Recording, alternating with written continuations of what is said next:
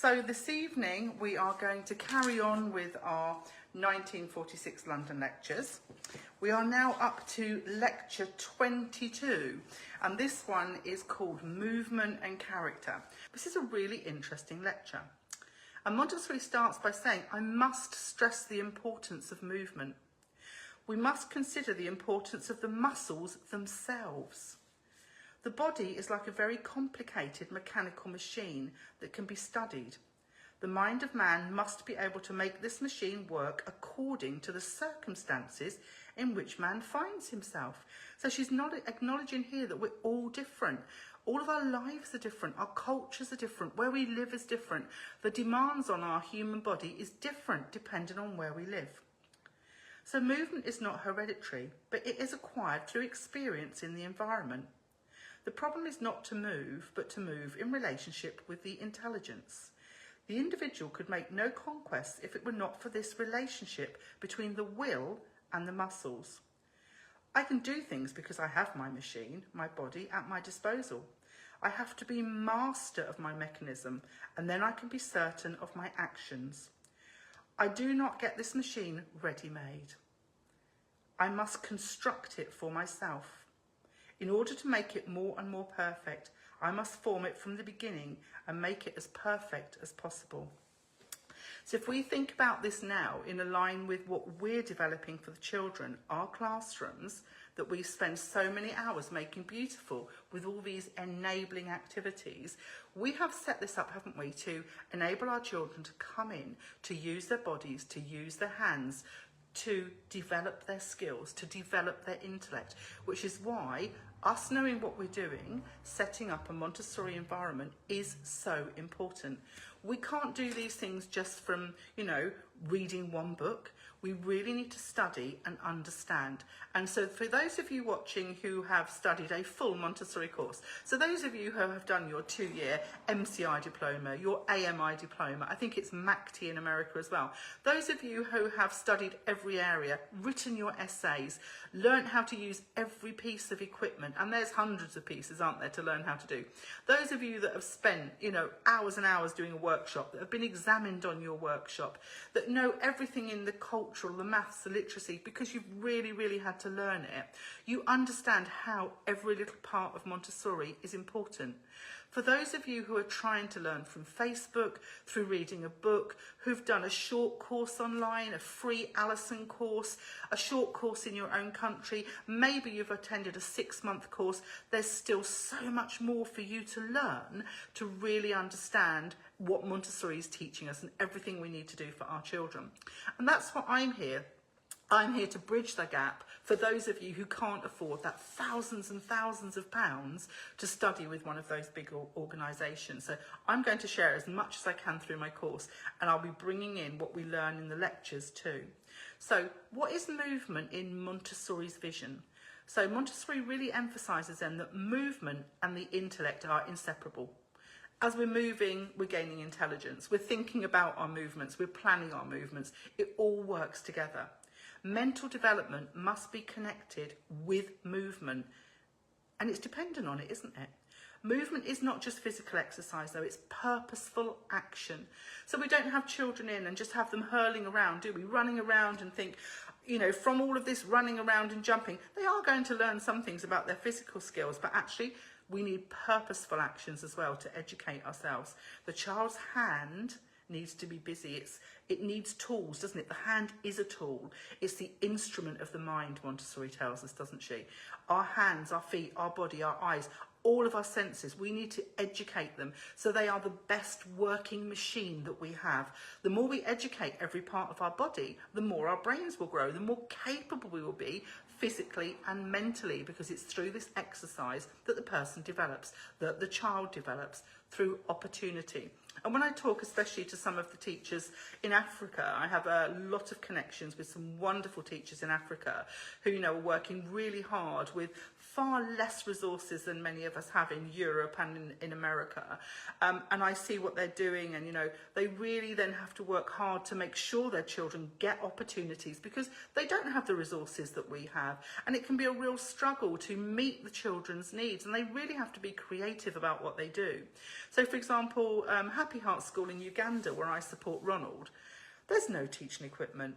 Ronald has real practical life. The children are out there, you know, and they feed the chickens and they feed the pigs and they plant the seeds and they water the plants and they pick the maize and they cover it up when it rains. And, you know, their life, they're happy, but their life is real practical skills. Those children have to think, it's looking cloudy, we might get rain, we need to go and cover up our grain, because if we don't, what's the consequence? Our food will rot, then we'll go hungry. And children have experienced hunger, so they understand the importance of all the practical things in their life being done properly.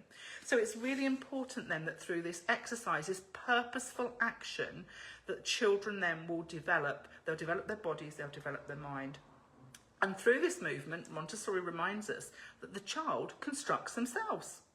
Whether it's our baby reaching, grasping, when they're carrying things, as they get older, are they washing, are they buttoning, are they refining their coordination, their independence skills? And so this is why I've positioned myself here today by my practical life, because I know many of you have seen my shelf set up. I'm just going to turn you a little bit more. There we go.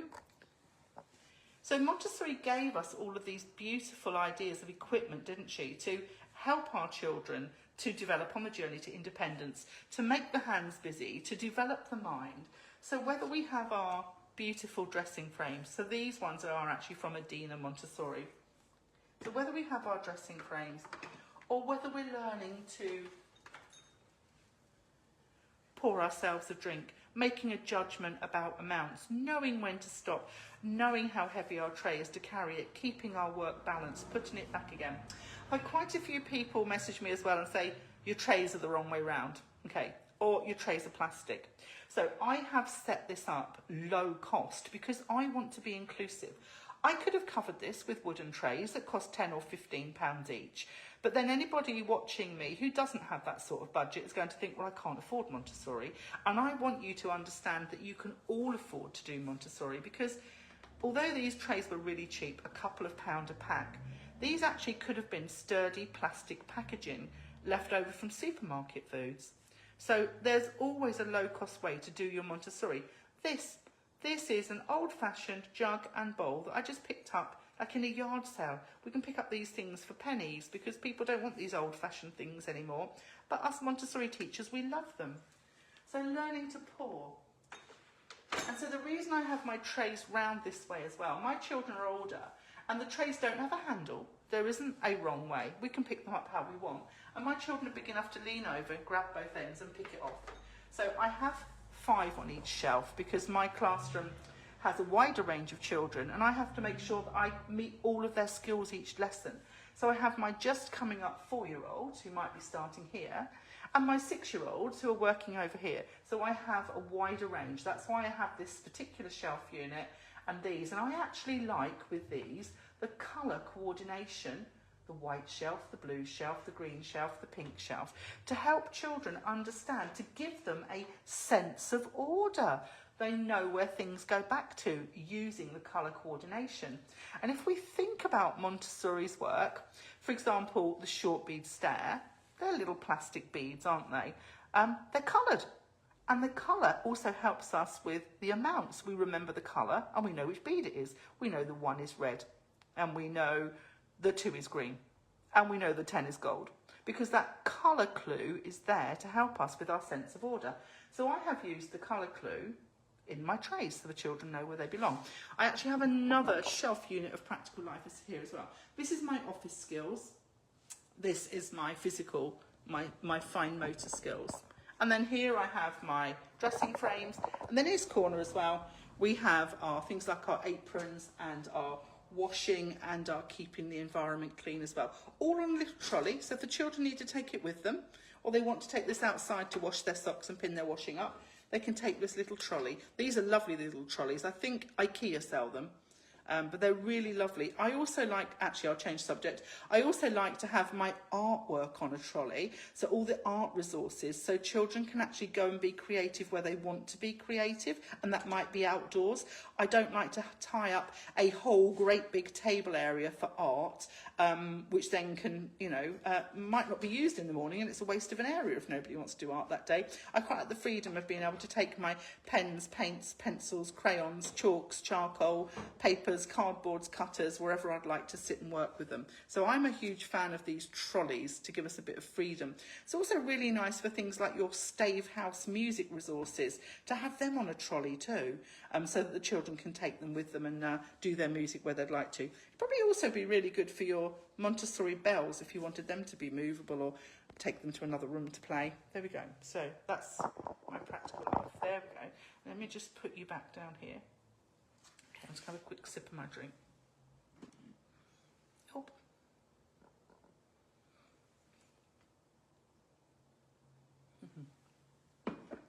So Montessori also teaches us then that movement, I'll get myself comfortably in, shapes character. So Montessori stresses that movement influences the will. So we talk, don't we, about children reaching normalisation through their work. So we have our children coming at the beginning of term, and thank you for sending me some stars. I will just mention, if any of you want to support my work, through Facebook you can actually buy stars. And then if you like a piece of my work, like Rachel has just done, she has just sent me 10 stars.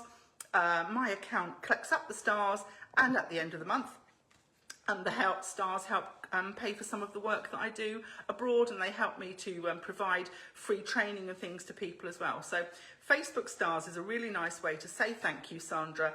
You just go on, click this in the comments box. I think sometimes it has a little like grey star outline, and I think you can click on it and it gives you the option to buy 100 or 200 stars, which will cost you I think a couple of pounds or $2 or $3, and then every time you like something, a video, and it has a little star icon there, you can click, you can just give 1 star. So Andrea, thank you. Andrea's just given 100 stars. Oh my goodness, thank you so much.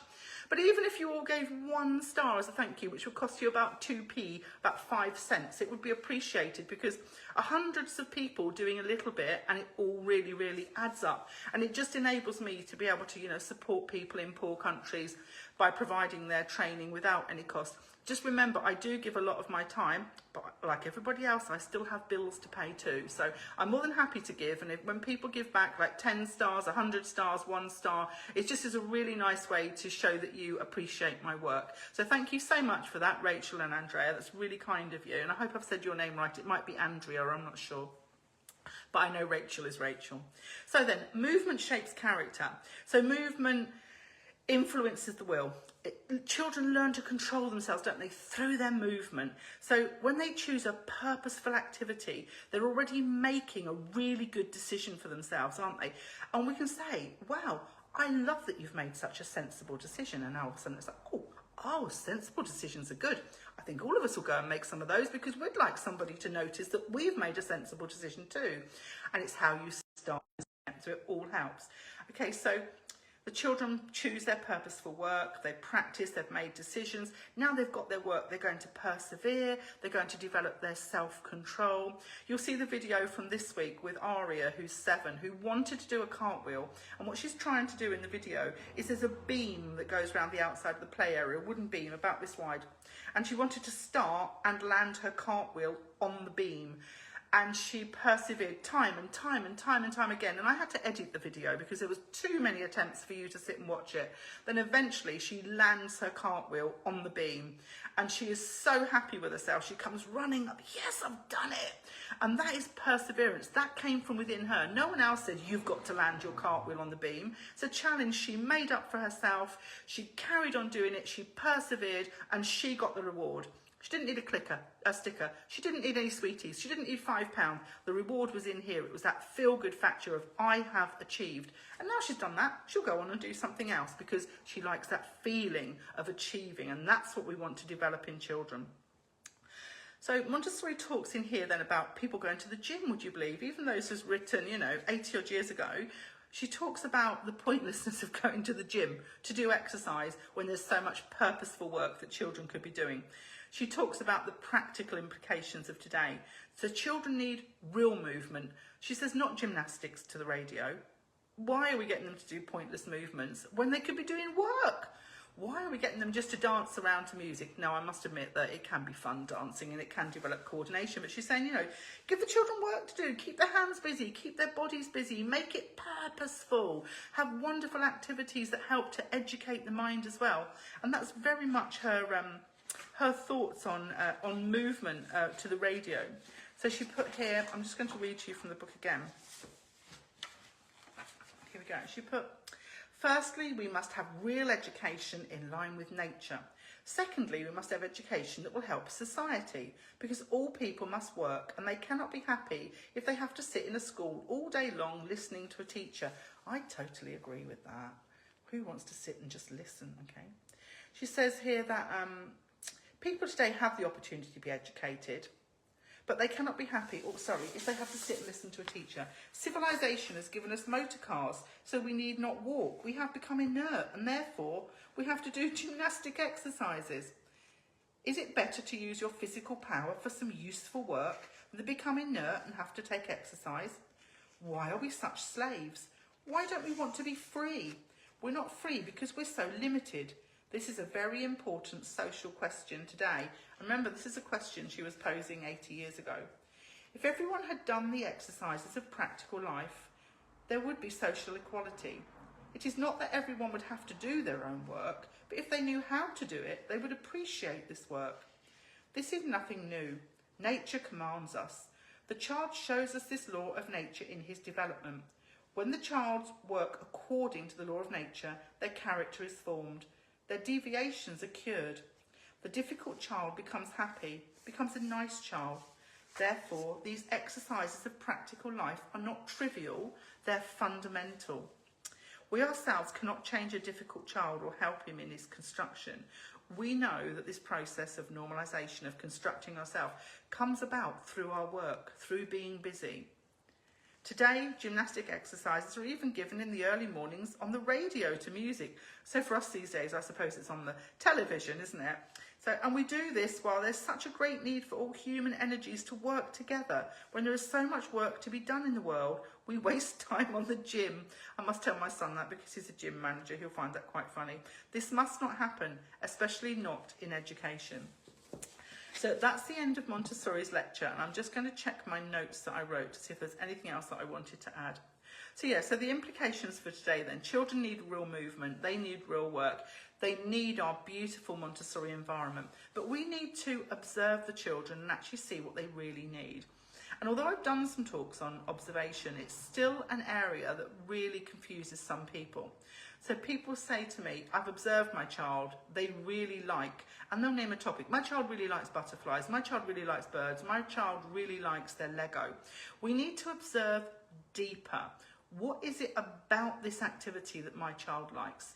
With my young child, is it that my child is loving experiencing textures? Is my child enjoying sounds? Is my child enjoying the movements of lining things up?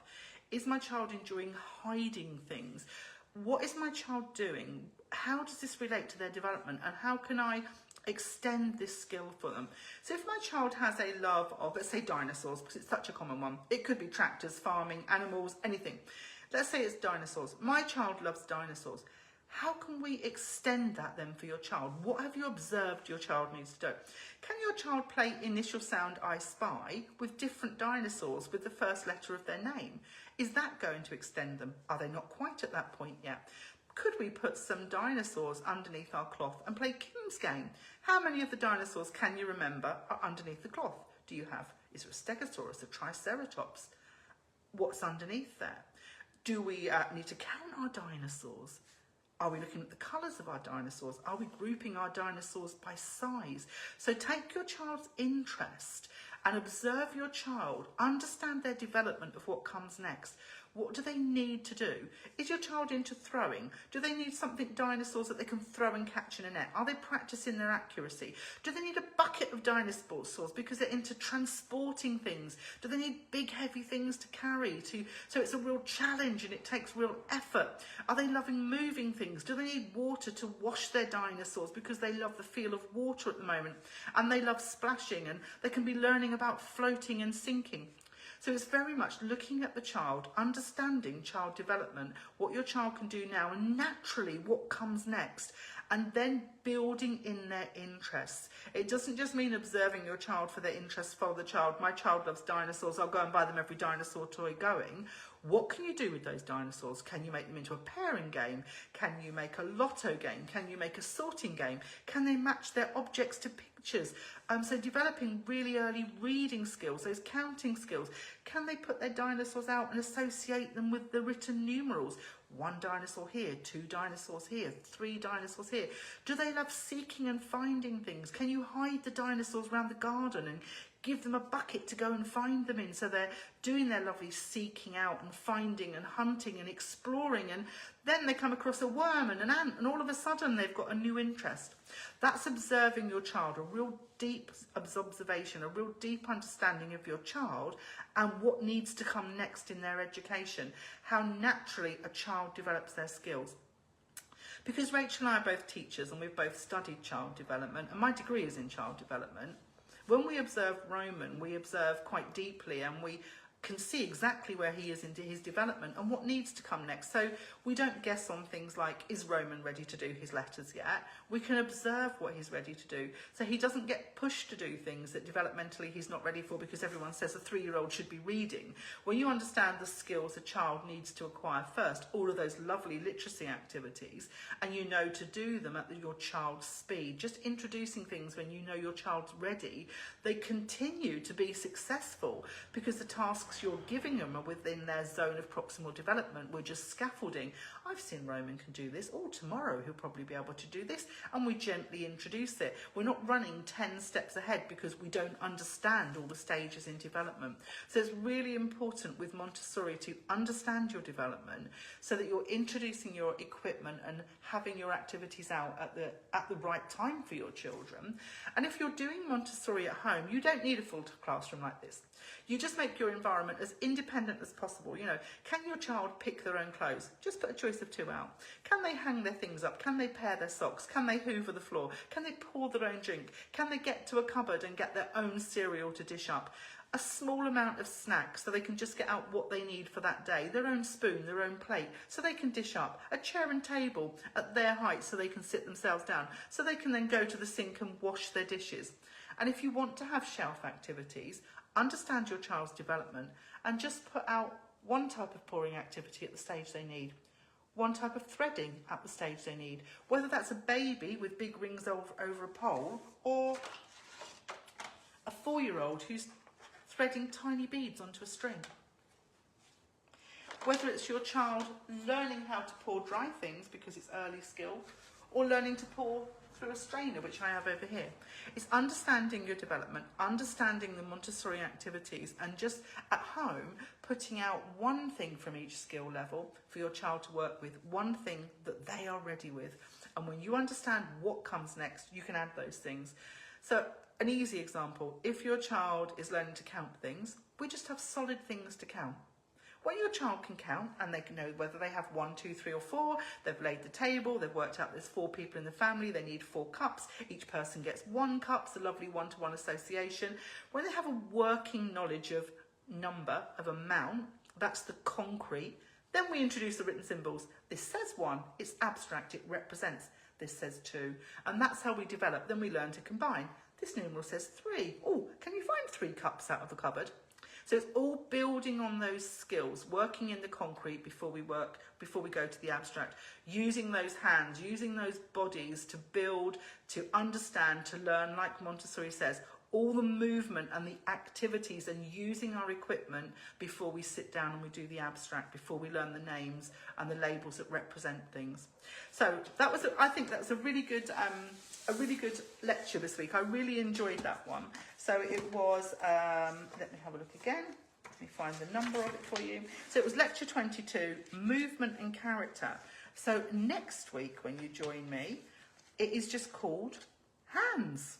So this is going to be lecture 23, which Montessori gave on the 11th of November 1946, and it's just called hands. So I'm sure that's going to be a really exciting lecture too.